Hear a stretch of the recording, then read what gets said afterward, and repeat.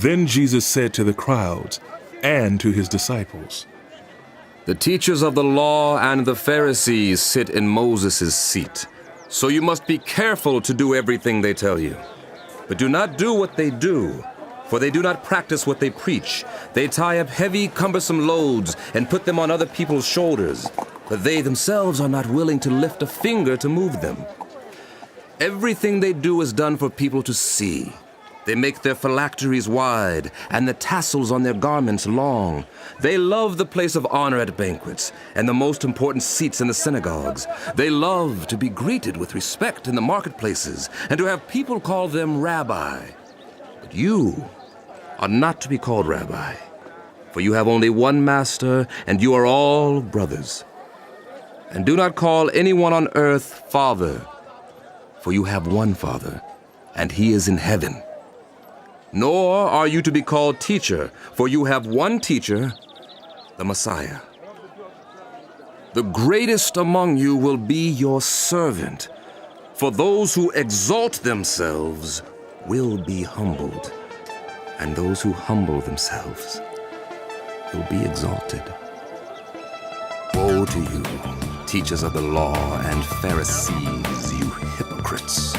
You shut the door of the kingdom of heaven in people's faces. You yourselves do not enter, nor will you let those enter who are trying to. Woe to you, teachers of the law and Pharisees, you hypocrites! You travel over land and sea to win a single convert, and then you make that convert twice as much a child of hell as you are. Woe to you, blind guides! You say, if anyone swears by the temple, it means nothing. But whoever swears by the gold of the temple is bound by the oath. You blind fools! Which is greater, the gold or the temple that makes the gold sacred? You also say, if anyone swears by the altar, it means nothing. But whoever swears by the gift on the altar is bound by the oath. You blind men! Which is greater, the gift or the altar that makes the gift sacred? Therefore, anyone who swears by the altar swears by it and by everything on it. And anyone who swears by the temple swears by it and by the one who dwells in it. And anyone who swears by heaven swears by God's throne and by the one who sits on it. Woe to you, teachers of the law and Pharisees, you hypocrites! You give 1/10 of your spices, mint, dill, and cumin, but you have neglected the more important matters of the law, justice, mercy, and faithfulness. You should have practiced the latter without neglecting the former. You blind guides, you strain out a gnat, but swallow a camel. Woe to you, teachers of the law and Pharisees, you hypocrites! You clean the outside of the cup and dish, but inside they are full of greed and self-indulgent. Blind Pharisee, first clean the inside of the cup and dish, and then the outside also will be clean. Woe to you, teachers of the law and Pharisees, you hypocrites! You are like whitewashed tombs, which look beautiful on the outside, but on the inside are full of the bones of the dead and everything unclean. In the same way, on the outside you appear to people as righteous, but on the inside you are full of hypocrisy and wickedness. Woe to you, teachers of the law and Pharisees, you hypocrites! You build tombs for the prophets and decorate the graves of the righteous. And you say, if we had lived in the days of our ancestors, we would not have taken part with them in shedding the blood of the prophets. So you testify against yourselves that you are the descendants of those who murdered the prophets. Fill up, then, the measure of the sin of your ancestors, you snakes, you brood of vipers. How will you escape being condemned to hell? Therefore, I am sending you prophets and sages and teachers. Some of them you will kill and crucify. Others you will flog in your synagogues and pursue from town to town. And so upon you will come all the righteous blood that has been shed on earth, from the blood of righteous Abel to the blood of Zechariah, son of Berechiah, whom you murdered between the temple and the altar. Truly I tell you, all this will come on this generation. Jerusalem, Jerusalem, You who kill the prophets and stone those sent to you. How often I have longed to gather your children together, as a hen gathers her chicks under her wings, and you were not willing. Look, your house is left to you desolate. For I tell you, you will not see me again until you say, "Blessed is he who comes in the name of the Lord." Jesus left the temple and was walking away when his disciples came up to him to call his attention to its building. Master, look! Do you see all these things? Yes, Master. Yes. Yes. Truly I tell you, not one stone here will be left on another. Every one will be thrown down. As Jesus was sitting on the Mount of Olives, the disciples came to him privately. Tell us, They said, when will this happen, and what will be the sign of your coming and the end of the age? Watch out that no one deceives you. For many will come in my name, claiming, "I am the Messiah," and will deceive many. You will hear of wars and rumors of wars, but see to it that you are not alarmed. Such things must happen, but the end is still to come. Nation will rise against nation, and kingdom against kingdom. There will be famines and earthquakes in various places. All these are the beginning of birth pains. Then you will be handed over to be persecuted and put to death. And you will be hated by all nations because of me. At that time, many will turn away from the faith and will betray and hate each other, and many false prophets will appear and deceive many people. Because of the increase of wickedness, the love of most will grow cold, but whoever stands firm to the end will be saved. And this gospel of the kingdom will be preached in the whole world as a testimony to all nations, and then the end will come. So, when you see standing in the holy place the abomination that causes desolation, spoken of through the prophet Daniel, let the reader understand. Then let those who are in Judea flee to the mountains. Let no one on the housetop go down to take anything out of the house. Let no one in the field go back to get their cloak. How dreadful it will be in those days for pregnant women and nursing mothers. Pray that your flight will not take place in winter or on the Sabbath, for then there will be great distress, unequaled from the beginning of the world until now, and never to be equaled again. If those days had not been cut short, no one would survive. But for the sake of the elect, those days will be shortened. At that time, if anyone says to you, "Look, here is the Messiah," or "There he is," do not believe it. For false messiahs and false prophets will appear and perform great signs and wonders to deceive, if possible, even the elect. See, I have told you ahead of time. So if anyone tells you, "There he is out in the wilderness," do not go out. Or, "Here he is in the inner rooms," do not believe it. For as lightning that comes from the east is visible even in the west, so will be the coming of the Son of Man.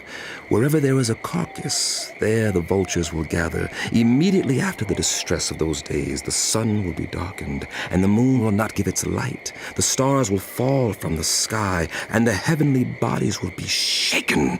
At that time, the sign of the Son of Man will appear in the sky, and all the peoples of the earth will mourn. They will see the Son of Man coming on the clouds of heaven with power and great glory, and he will send his angels with a loud trumpet call, and they will gather his elect from the four winds, from one end of the heavens to the other. Now, learn this lesson from the fig tree.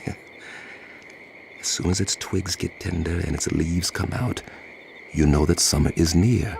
Even so, when you see all these things, you know that it is near, right at the door.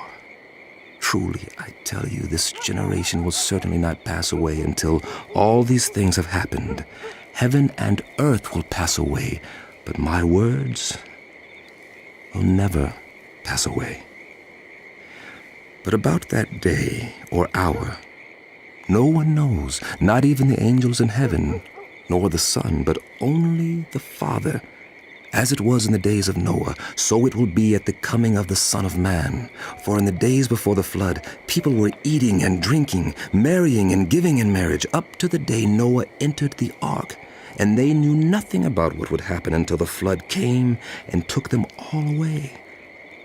That is how it will be at the coming of the Son of Man. 2 men will be in the field. One will be taken and the other left. 2 women will be grinding with a hand mill. One will be taken and the other left. Therefore keep watch, because you do not know on what day your Lord will come.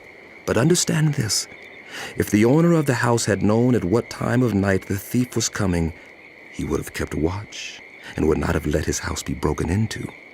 So you also must be ready, because the Son of Man will come at an hour when you do not expect him. Who then is the faithful and wise servant, whom the master has put in charge of the servants in his household to give them their food at the proper time? It will be good for that servant whose master finds him doing so when he returns. Truly, I tell you, he will put him in charge of all his possessions. But suppose that servant is wicked and says to himself, "My master is staying away a long time," and he then begins to beat his fellow servants and to eat and drink with drunkards. The master of that servant will come on a day when he does not expect him, and at an hour he is not aware of. He will cut him to pieces and assign him a place with the hypocrites, where there will be weeping and gnashing of teeth. At that time, the kingdom of heaven will be like 10 virgins who took their lamps and went out to meet the bridegroom. 5 of them were foolish, and 5 were wise. The foolish ones took their lamps, but did not take any oil with them. The wise, however, took oil in jars along with their lamps. The bridegroom was a long time in coming, and they all became drowsy and fell asleep. At midnight, the cry rang out, "Here's the bridegroom! Come out to meet him!" Then all the virgins woke up and trimmed their lamps. The foolish ones said to the wise, "Give us some of your oil. Our lamps are going out." "No, there may not be enough for both of us and you. Instead, go to those who sell oil and buy some for yourselves." But while they were on their way to buy the oil, the bridegroom arrived. The virgins who were ready went in with him to the wedding banquet, and the door was shut. Later, the others also came. "Sir! Sir! They said, Open the door for us!" but he replied, "Truly I tell you, I don't know you." "Therefore keep watch, because you do not know the day or the hour." Again, it will be like a man going on a journey who called his servants and entrusted his wealth to them. To one he gave 5 bags of gold, to another 2 bags, and to another 1 bag, each according to his ability. Then he went on his journey. The man who had received 5 bags of gold went at once and put his money to work and gained 5 bags more. So also, the one with 2 bags of gold gained 2 more. But the man who had received 1 bag went off, dug a hole in the ground, and hid his master's money. After a long time, the master of those servants returned and settled accounts with them. The man who had received 5 bags of gold brought the other 5. "Master, you entrusted me with 5 bags of gold. See, I have gained 5 more." His master replied, "Well done, good and faithful servant. You have been faithful with a few things. I will put you in charge of many things. Come and share your master's happiness."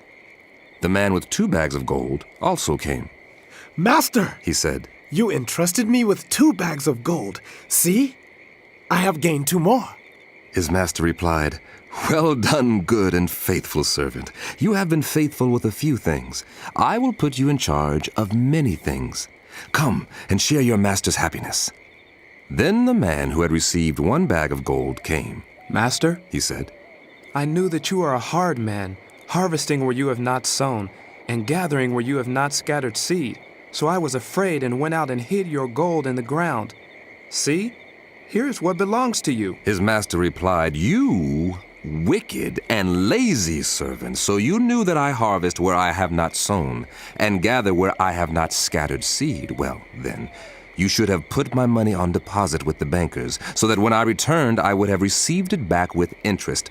Take the bag of gold from him, and give it to the one who has 10 bags. For those who have will be given more, and they will have in abundance. As for those who do not have, even what they have will be taken from them." and throw that worthless servant outside into the darkness, where there will be weeping and gnashing of teeth. When the Son of Man comes in his glory, and all the angels with him, he will sit on his glorious throne.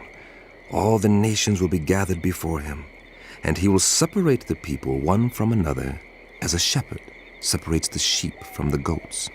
He will put the sheep on his right, and the goats on his left. Then the king will say to those on his right, "Come, you who are blessed by my Father, take your inheritance, the kingdom prepared for you since the creation of the world. For I was hungry, and you gave me something to eat. I was thirsty, and you gave me something to drink. I was a stranger, and you invited me in. I needed clothes, and you clothed me. I was sick, and you looked after me. I was in prison, and you came to visit me." Then the righteous will answer him, Lord, when did we see you hungry and feed you, or thirsty and give you something to drink? When did we see you a stranger and invite you in, or needing clothes and clothe you? When did we see you sick or in prison and go to visit you? The king will reply, "Truly I tell you, whatever you did for one of the least of these brothers and sisters of mine, you did for me." Then he will say to those on his left, "Depart from me, you who are cursed, into the eternal fire prepared for the devil and his angels. For I was hungry, and you gave me nothing to eat. I was thirsty, and you gave me nothing to drink. I was a stranger, and you did not invite me in. I needed clothes, and you did not clothe me. I was sick and in prison, and you did not look after me." They also will answer, Lord, when did we see you hungry or thirsty, or a stranger or needing clothes, or sick or in prison, and did not help you? He will reply, "Truly I tell you, whatever you did not do for one of the least of these, you did not do for me." Then they will go away to eternal punishment, but the righteous, to eternal life. Good teaching, Master.